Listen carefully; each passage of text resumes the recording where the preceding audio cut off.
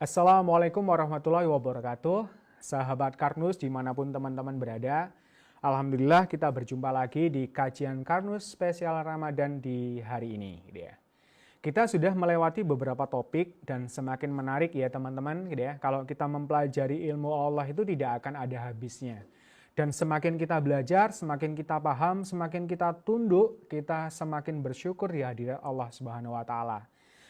Dan pada kesempatan kali ini saya akan membahas satu topik ya, lanjutan dari topik-topik sebelumnya. Saya beri judul tentang bioreaktor tubuh ciptaan Allah Subhanahu wa taala. Wah, apa nih gitu ya? Ini kok ada istilah yang mentereng ya, kok bioreaktor ya. Ini saya kasih judul seperti ini supaya kesannya luar biasa teman-teman. Wow, ini berarti teknologi luar biasa gitu ya. Yang diciptakan sama Allah yang sudah disematkan di dalam tubuh kita. Nah, namanya bioreaktor ini adalah pembangkitan energi bioenergi ya, istilahnya gitu. Jadi kalau kemarin kan kita ngomong tentang energi, itu dari bahan bakar, dari makanan yang kita makan, dari nutrisi yang kita berikan ke sel, kemudian di-generate gitu ya, di-generate menjadi bioenergi. Kalau di tubuh kita yang mengolah nanti ada organ khusus, di sel tubuh kita pun juga ada mesin yang namanya mitokondria teknologi gitu ya, atau mitotek gitu ya. Itu istilah di konsep Karnus nanti akan keluar. Itu ada mitoteknologi gitu ya. Nah, kita akan membahas tentang bioreaktor tubuh ciptaan Allah di dalam tubuh kita. Langsung saja. Jadi, ketika kita mempelajari sesuatu, teman-teman, gitu ya, itu kita akan semakin tahu tentang Sang Pencipta kita. Betapa maha besarnya Allah, betapa maha kuasanya Allah, betapa maha sempurnanya Allah dengan segala ciptaannya. Nah, makanya kenapa kok ada ungkapan man arafa nafsahu faqad arafa robbahu. Barang siapa yang mengenal dirinya, maka ia akan mengenal Tuhannya. Jadi Tuhan kita, Allah, Sang Pencipta alam semesta dan menciptakan tubuh kita juga, itu luar biasa, Allahu Akbar. Jadi kita tak jemu-jemunya bertakbir, bertasbih, dan bertahmid, Jadi dengan kebesaran-kebesaran yang kita temui ketika kita berpikir, bertafakur gitu ya. Nah, pada kesempatan kali ini kita akan mencoba tentang melanjutkan kajian kita, kajian Karnus kita kemarin membahas tentang nutrisi sel. Bahwa nutrisi sel ini beda dengan makanan manusia, yang pecel, kemudian yang campur, yang rawon, yang sate, yang gulai, itu tidak dikenal oleh sel. Yang dimaui sel apa kemarin itu? Kalau nasi jadi glukosa. Kalau daging atau protein jadi asam amino. Kalau lemaknya jadi asam lemak dan gliserol. Vitamin dan mineralnya harus bentuk ion dan dibebaskan ikatannya sehingga bisa masuk ke dalam sel sini.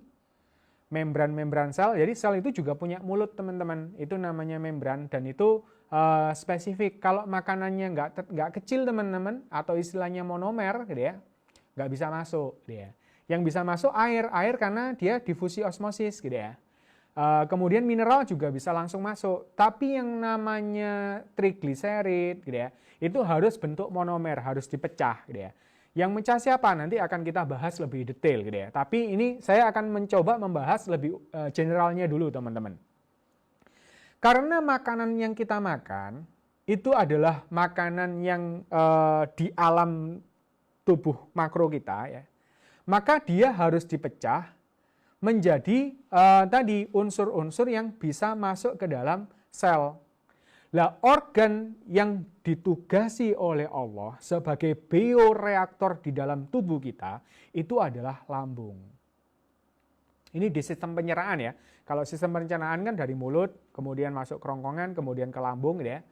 Nah, lambung inilah yang ditugasi oleh Allah untuk mengubah unsur-unsur yang kita makan tadi menjadi bahan-bahan nutrisi sel. Gitu ya. Makanya kalau di konsep Karnus, makanan yang halalan toyiban tadi, makanan yang halal dan baik itu baru calon nutrisi sel. Nah, dia akan menjadi nutrisi sel setelah melewati lambung, kemudian dicerna di sini. Lah, ibarat kalau kemarin saya kasih ilustrasi warung teman-teman, yang menjadikan daging kambing tadi itu matang, itu siapa? Yang ada di dapur yang bagian mematangkan ini itu adalah api.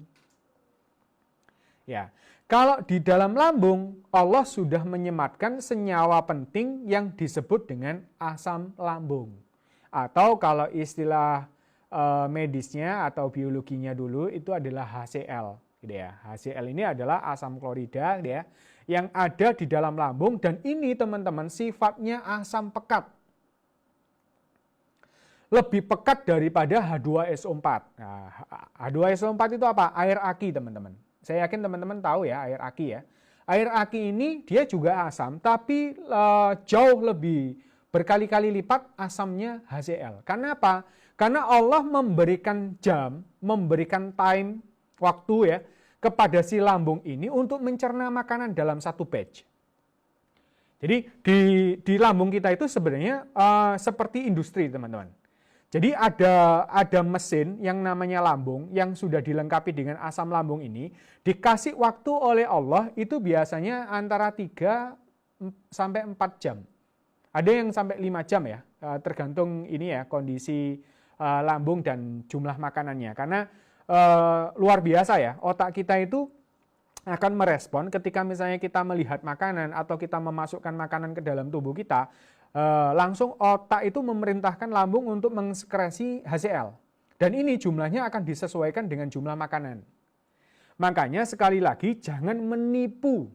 Nah, ini menipu lambung kita. Dengan cara apa? Dengan makanan yang tiruan.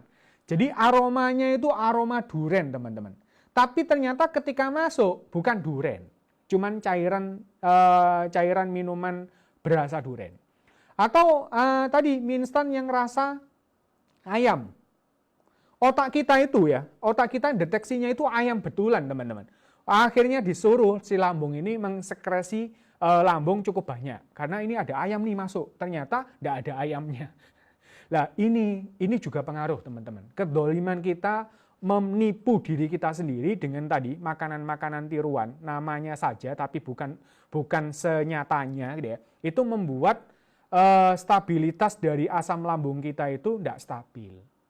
Makanya kenapa kok buahnya orang-orang yang bermasalah dengan lambungnya, itu salah satunya adalah seringkali lambungnya ditipu, otaknya ditipu gitu ya. Nah, mulai sekarang karena kita sudah paham, ya sudah makanlah halal dan thayyib gitu ya, makanannya halal dan baik gitu ya. Oke, kita kembali ke sini teman-teman. Jadi di tubuh kita itu kita dikasih waktu oleh Allah, disematkan di dalam lambung ini untuk mencerna makanan itu. Dicerna. Nanti yang karbohidrat dirubah menjadi glukosa, kemudian protein dirubah menjadi asam amino, si lemaknya juga menjadi asam lemak dan gliserol gitu ya.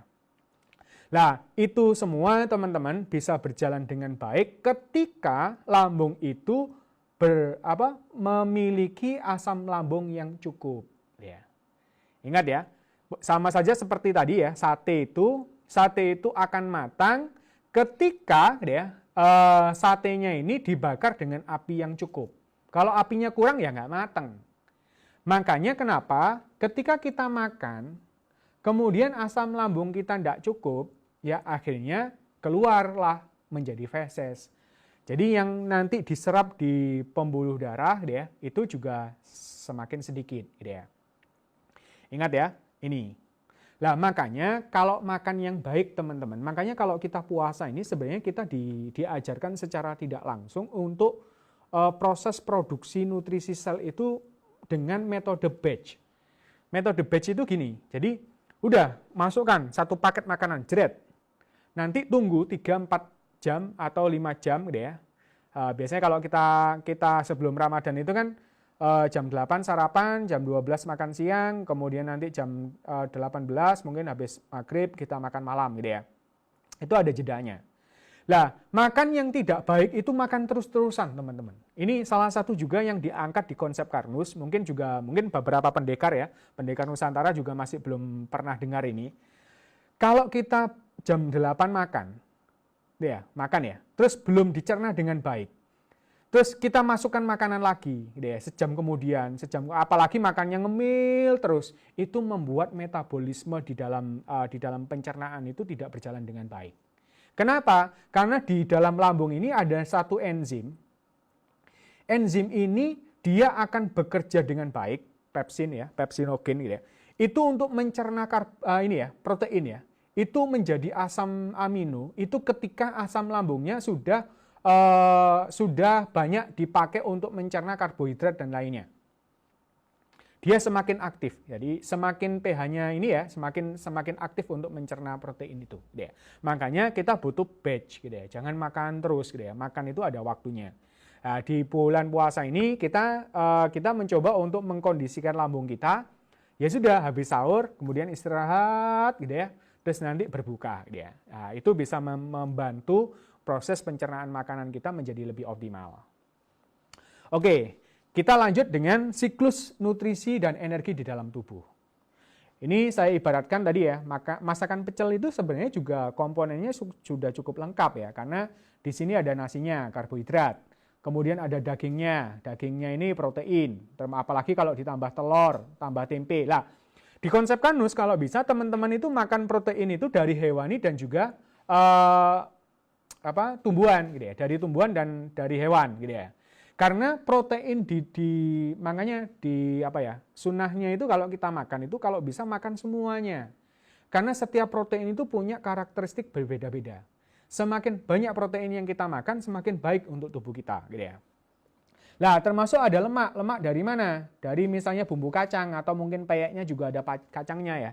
Nah, ini sudah ada namanya karbohidrat, ada protein, ada lemak, mungkin sayur-sayur ditambah buah ya, tomat dan semacamnya, itu vitamin dan mineralnya masuk. Dikunyahlah di dalam mulut kita.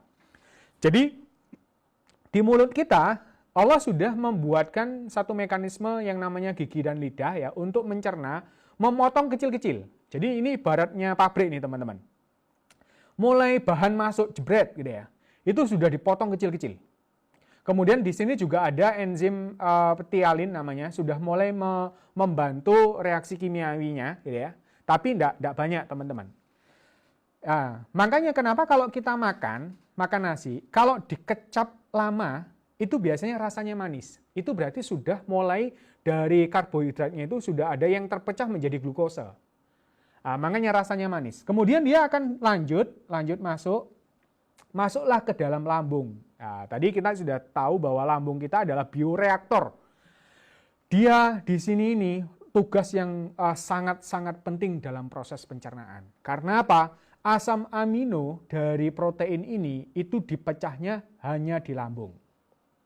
Jadi glukosa bisa di mulut, bisa di lambung, proteinnya di sini. Begitu di lambung gagal dipecah, gitu ya, maka dia sudah akan keluar menjadi feses, gitu ya, menjadi feses. Terus lemak itu tidak dicerna teman-teman. Tapi lemak ini nanti, jadi setelah pencernaan 3-4 jam di lambung ini, kemudian dilanjutkan ke usus halus dan usus 12 jari. Di situ dinetralkan ya, karena asam ini kan sifatnya asam ya. Lambung kan ada asam lambung ya, asam tinggi. Kemudian dibantu dengan cairan empedu supaya basah, gitu ya. Asam dan basah jadi netral, kemudian masuk ke usus halus. Di usus halus inilah terjadi penyerapan teman-teman. Dia ada filia-filianya, bisa dilihat di YouTube ya, banyak video yang ilustrasi seperti itu. Di sini baru kemudian diserap ya, masuk ke saluran pembuluh darah. Jadi dibawa oleh sel-sel darah kita untuk diputar ke seluruh tubuh kita melalui siklus sistem peredaran darah. Jadi yang membawa nutrisi sel, jadi gerbangnya antara dunia manusia dengan dunia sel, itu dunia yang berbeda sekali teman-teman. Itu gerbangnya adalah di usus halus. Ya, itu kemudian diputar nih, udah dibawa sama sel, ada yang dibawa ke otot, gitu ya, otot, gitu ya. Kamu mau nggak? Ini ada glukosa dan asam lemak dan gliserol. Oh iya mau, aku mau lari-lari, gitu ya. Aku mau taraweh, gitu ya. Udah dikasih. Terus diputar ke otak. Ini ada glukosa, gitu ya, untuk berpikir. Oh iya, aku mau mengkaji kajian Karnus, gitu ya. Udah dimakan. Terus seperti itu teman-teman. Jadi Yang dimaui sel ini adalah glukosa, asam amino, asam lemak, dan gliserol, serta ion yang sudah dibebaskan dari ikatannya. Jadi nanti sebagian sudah diserap, masuk ke sistem pembuluh darah, sebagian yang lain sisanya akan diteruskan ke usus besar, ya. Sebagian juga diserap di sini, kemudian diurai oleh bakteri, kemudian keluarlah jadi feses. Kemudian yang sebagian di cairan yang ada di dalam pembuluh darah dikeluarkan, difilter di ginjal, dijadikan urin. Jadi luar biasa teman-teman. Jadi Allah itu membuat tubuh kita itu tidak kalah dengan pabrik, tidak kalah dengan teknologi yang luar biasa. Kita masih belum mengkaji level sel gitu ya. Level sel tambah luar biasa mengagumkan teman-teman. Jadi oleh sebab itu kita harus bersyukur gitu ya, kita harus tunduk, rajin sholat gitu ya. Kalau bisa hadirkan dalam doa-doa kita, sembah sujud kita sembah sujudkan semua sistem yang ada di tubuh kita. Kita taat kepada Allah baik secara dohir maupun batin gitu ya. Jadi itu kajian Karnus pada kesempatan hari ini, semoga menambah wawasan kita, pemahaman kita. Dan nanti harus kita terapkan sebaik-baiknya. Ternyata sistem tubuh kita itu sangat canggih dan butuh makanan yang seperti itu. Kita taati peraturan Allah yang ada di dalam tubuh kita. Ini memang tidak akan dijelaskan secara detail di Quran maupun hadis teman-teman. Tapi anjuran untuk mempelajarinya itu sudah ada. Makanya konsep Karnus ini berusaha untuk menguak, mengkaji lebih dalam tentang sifat-sifat, karakter, dan juga algoritma yang sudah ditanamkan oleh Allah di dalam tubuh kita.